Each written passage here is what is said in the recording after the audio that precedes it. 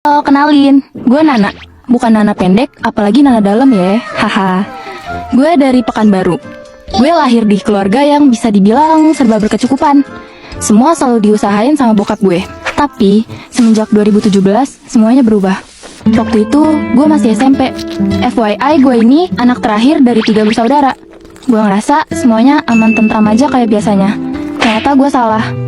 Bokap nyokap gue udah sering ribut, tapi selalu ditutup-tutupin sama abang dan kakak gue. Mungkin karena mereka ngira gue masih kecil, jadi gak perlu tahu masalah itu. Usut punya usut, bokap gue ketahuan main cewek.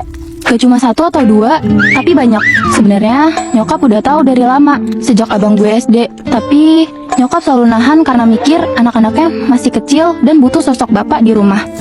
Suatu hari, nyokap udah gak tahan lagi. Akhirnya, emosinya meledak dan minta cerai. Bokap gak terima, dan akhirnya emosinya meledak juga. Bokap gue tiba-tiba kayak orang kesetanan hilang arah gitu. Gue anak terakhir yang dulu selalu dimanja, gak pernah disuruhin itu, gak pernah diajarin masak, dan kerjaan rumah lainnya. Tiba-tiba hari itu, bokap nyuruh gue motong sayur dan masak. Dia nyuruh gue ke warung dekat rumah untuk beli sayur. Tapi ternyata sayur yang gue beli itu salah, karena gue gak pernah tahu jenis-jenis sayur. Saking dimanjanya, gue jadi goblok. Tapi gue gak nyangka respon bokap bisa semurka itu. Padahal itu cuma karena salah beli sayur.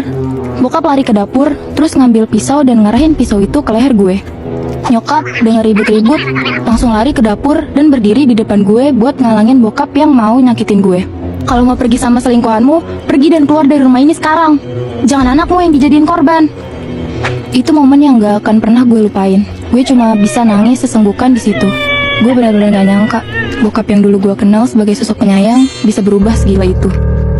Sejak nyokap minta cerai ke bokap, gak sekali 2 kali bokap marah ke gue. Gue pernah ditempeleng, dimaki-maki, cuma karena kesalahan kecil. Tapi kejadian salah beli sayur itu yang paling gue ingat. Seiring berjalannya waktu, bokap resign dari kerjaannya yang selama ini membuat keluarga ini berkecukupan. Dia niat nikah lagi sama selingkuhannya. Gue yang ngedenger itu langsung nangis kejer dan gak setuju. Tapi bokap gak peduli. Ada suatu ketika, bokap baik banget sama gue. Gue gak minta apa-apa.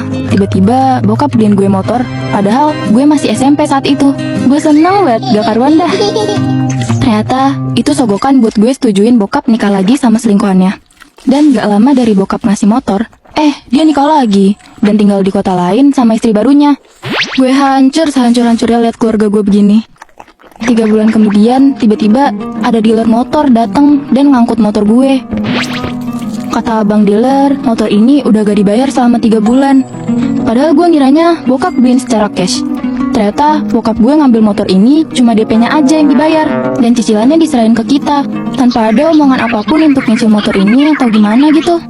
Lagi-lagi gue merasa dihianati. Trauma masa lalu belum sembuh, dan sekarang gue harus menghadapi kekecewaan lagi. Gue jadi benci banget sama bokap.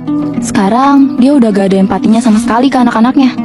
Akhirnya tahun 2019, nyokap gue pulang ke kampung halamannya. Nyokap ninggalin gue, abang, dan kakak. Kita bertiga ditinggal di rumah ini. Kita bertiga jadi orang yang berbeda dengan trauma yang kami alami masing-masing. Kami jadi jauh satu sama lain. Walau serumah, kami kayak orang asing, ngurus hidupnya masing-masing.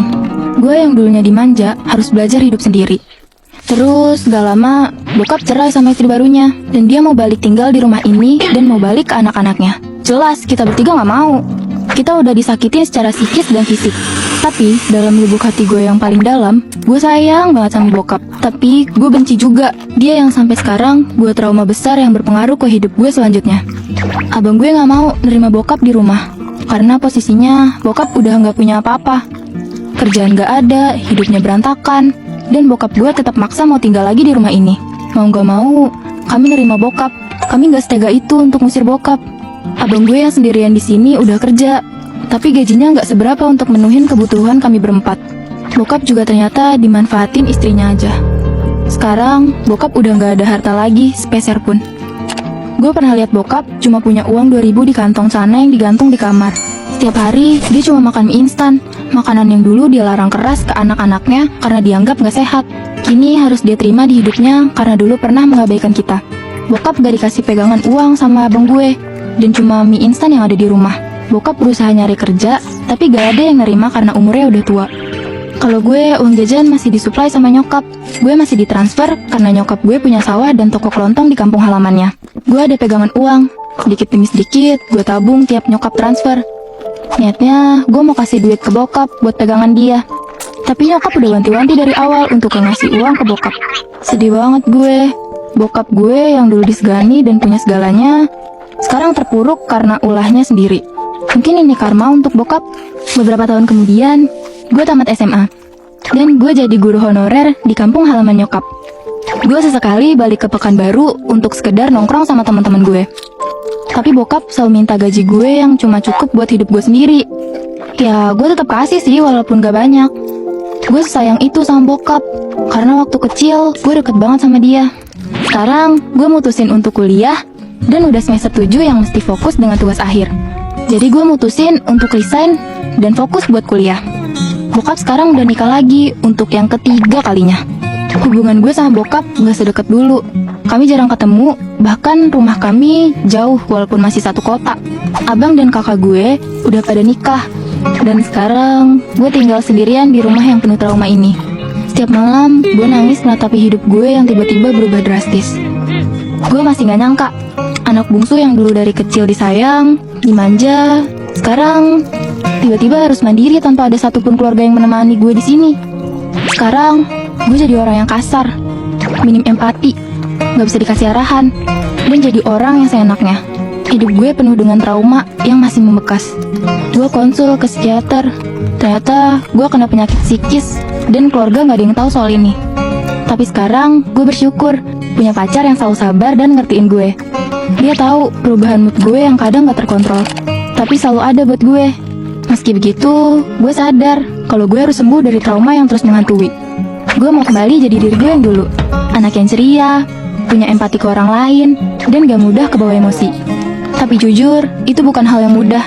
Gue gak tahu apa yang akan terjadi ke depannya. Tapi gue bertekad untuk terus bertahan dan belajar mengatasi luka ini. Satu langkah kecil demi masa depan gue. Sampai di sini akhir kisah hidup gue yang warna-warni kayak tembok PAUD. Gue pamit dulu ya, bye!